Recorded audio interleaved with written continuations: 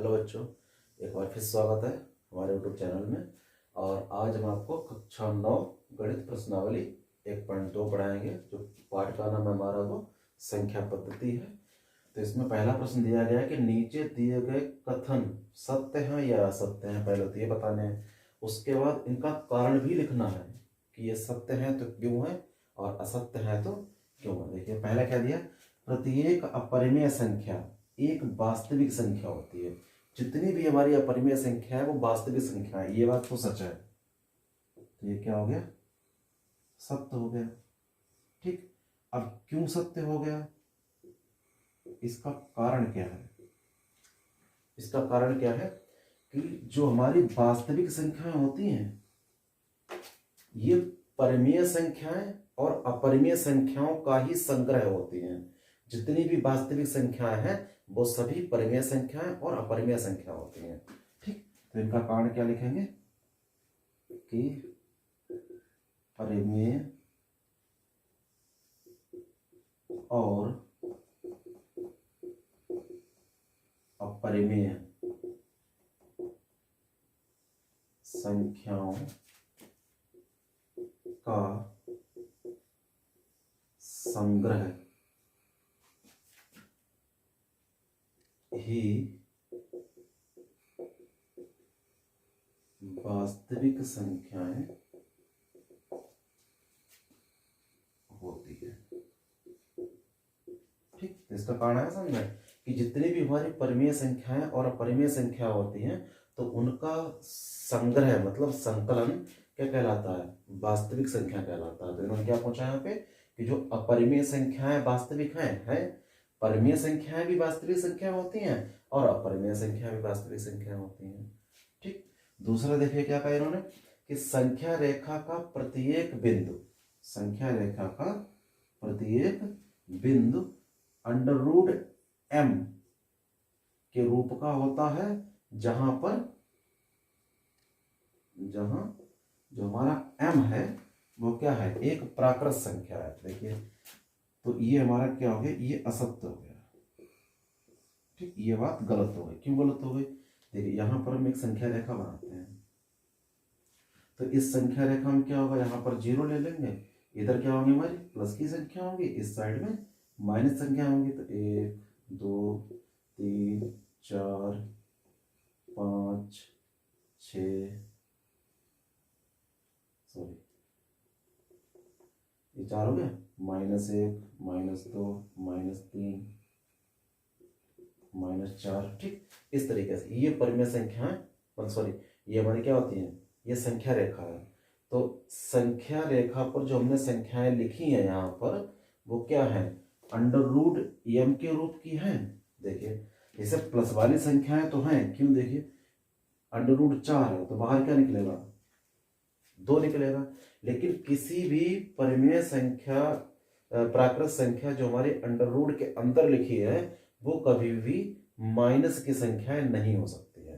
√√ के अंदर संख्या माइनस की नहीं हो सकती है। क्यों, फिर ये वास्तविक संख्या नहीं होगी, ये कैसे हो जाएंगी, काल्पनिक संख्या हो जाएंगी। ठीक है, तो ये नेगेटिव वाली जो माइनस वाली संख्याएं हैं वो √√ के अंदर नहीं हो सकती हैं। तो इसीलिए हमारा क्या हो गया, शांत हो गया है। ठीक, तो इसका कारण क्या हम लिखेंगे,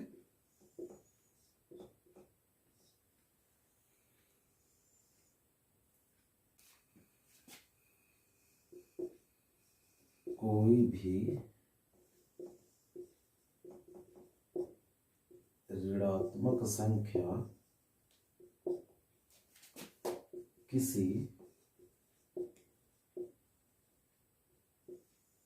प्राकृत संख्या का वर्गमूल नहीं हो सकती है। ठीक है, क्या मतलब है कि कोई भी ऋणात्मक संख्या, जो संख्या रेखा के ऊपर जो ऋणात्मक संख्याएं हैं वो किसी भी प्राकृत संख्या का वर्गमूल नहीं हो सकती हैं, ये किसी की वर्गमूल नहीं होंगी। ठीक है, इसीलिए ये हमारा जो सेकंड वाला पार्ट है वो कैसा आ गया, गलत आ गया। अब देखिए तीसरा भाग लेते हैं। प्रत्येक वास्तविक संख्या, क्या लिखा है उन्होंने, जो प्रत्येक वास्तविक संख्या है वो एक अपरिमेय संख्या होती है। जितनी भी वास्तविक संख्याएं हैं वो सब क्या हैं, वो सब अपरिमेय संख्या होती हैं। ठीक, प्रत्येक वास्तविक संख्या एक अपरिमेय संख्या हो, ये भी गलत हो गया, असत्य। क्यों? कि हमने अभी आपको बताया था कि जो वास्तविक संख्याएं होती हैं वो क्या होती हैं, परिमेय और अपरिमेय संख्याओं का संग्रह होती हैं। मतलब जो वास्तविक संख्याएं हैं वो परिमेय भी होती हैं और अपरिमेय होती हैं। लेकिन उन्होंने कहा कि जितनी भी वास्तविक संख्याएं वो सभी अपरिमेय, सभी अपरिमेय कैसे हो सकती हैं। ठीक, तो इसका कारण क्या हो सकते हैं, इसका कारण क्या लिखेंगे कि वास्तविक संख्याएं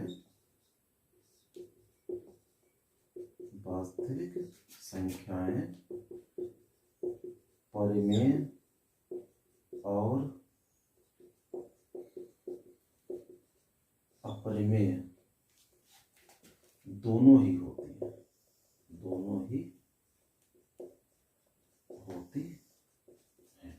जो वास्तविक संख्या होती है परिमेय भी होती हैं और अपरिमेय भी, दोनों अपरिमेय भी होती हैं। ठीक, लेकिन इन्होंने क्या क्या कहा कि केवल जो वास्तविक संख्या होती है वो अपरिमेय संख्या होती है, इसीलिए गलत हो गया। ठीक, ये पहला वाला क्वेश्चन कंप्लीट। तो इसी तरीके से हम दूसरा प्रश्न देखते हैं। क्या सभी धनात्मक पूर्णांकों के वर्गमूल अपरिमेय होते हैं? ठीक, अपरिमेय संख्या या अपरिमेय होते हैं?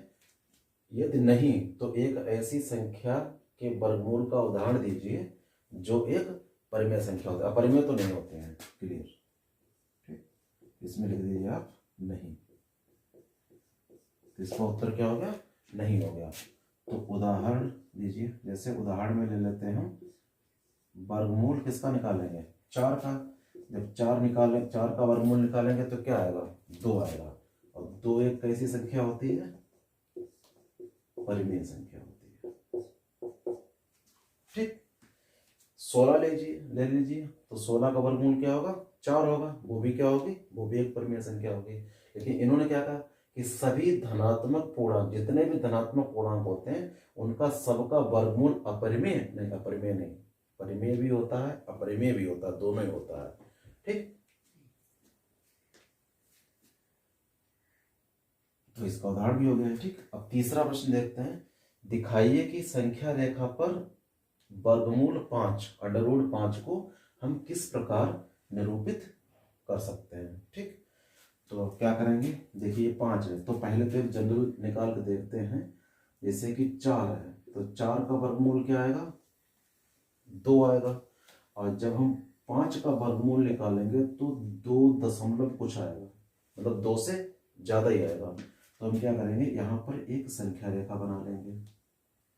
ठीक है, इसमें यहाँ पर क्या ले लेंगे, 0, और ये 1 ले लेंगे, और यहाँ पर ये 2 ले लेंगे। इसी तरीके से आगे यहाँ पर 3 ले लेंगे। ठीक, और इस साइड में ये -1 -2 इस तरीके से। अब हम क्या करेंगे, देखिए यहाँ पर ये जो 5 का वर्गमूल आ रहा है वो हमारा क्या आ रहा है, 2 से ज्यादा आ रहा है। ठीक, जब 2 से ज्यादा आ रहा है तो यहाँ पर हम 0 से लेकर के 2 तक यहाँ पर एक लाइन करेंगे इस तरीके से, 0 से लेकर 2 तक। क्यों, क्योंकि अगर देखिए ये 5 है तो क्या 5 को क्या लिखेंगे, 2 का वर्ग प्लस 1 का वर्ग। ठीक, तो क्या आ जाएगा, ये 5 हो जाएगा। ठीक, 2 का वर्ग और 1 का वर्ग मिलाकर क्या आ जाएगा, 5। 2 का वर्ग 4 और 1 का वर्ग 1, तो मिलाकर क्या हो गया हमारा, ये 5 हो गया है। तो यहाँ पर जब हम 2 ले लिया तो आगे क्या बचा है हमारे पास, यहाँ पर हमारा बचा है 1। अब हम क्या करेंगे, यहाँ पर 1 सेंटीमीटर की लाइन खींचेंगे। कितनी खींचेंगे, 1 सेंटीमीटर। अब इसको हम 0 से इसको यहाँ पर मिला देंगे। ठीक, अब हम क्या करेंगे, प्रकार लेंगे। प्रकार में पेंसिल लगाइए। अब प्रकार में पेंसिल लेकर के यहाँ पर प्रकार रखिए, प्रकार की नोक कहाँ पर होनी चाहिए, यहाँ पर होनी चाहिए। और जब यहाँ पर प्रकार रखेंगे और यहाँ तक की दूरी लेंगे, ठीक है, यहाँ तक प्रकार, यहाँ पर प्रकार रखेंगे, यहाँ तक की दूरी लेंगे और इस तरीके से हम एक आर्क लगाएंगे, इस तरीके से ये चाप यहाँ पर खींचेंगे ऐसे, ठीक। तो ये हमारी यहाँ पर आ रहा है, तो यही जो बिंदु होगा वो हमारा क्या होगा, अंडर रूट 5। और इसका ये जो विकर्ण होगा इस त्रिभुज का, इसका नाम कुछ दे दीजिए आप। ये यहाँ पे 0 है, तो ये A, ये B और ये C।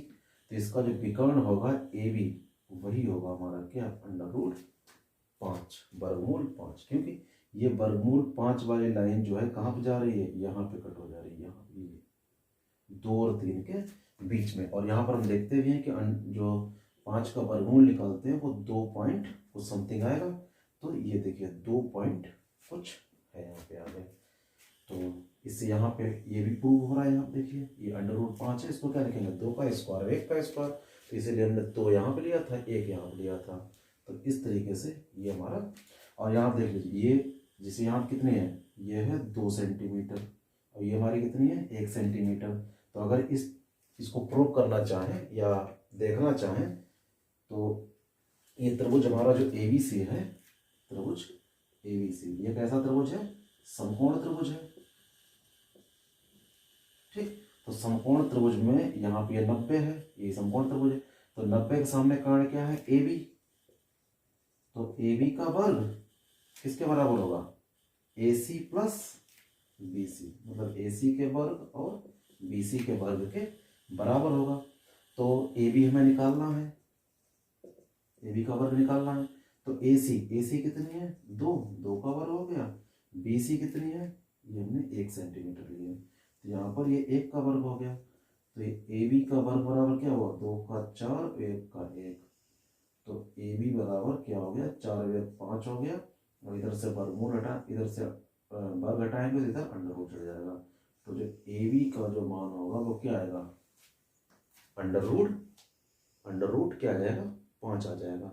इसको वर्गमूल 5 बोलेंगे। तो ये हमारा इस तरीके से हम वर्गमूल 5 को, कर्णी 5 को हम कहाँ दिखा सकते हैं, संख्या रेखा पर दिखा सकते हैं। तो यहाँ पर 2 ही क्यों लिया, क्योंकि 2 यहाँ पे आ रहा है इसलिए।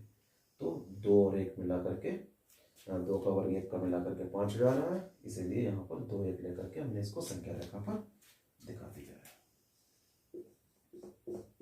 ठीक।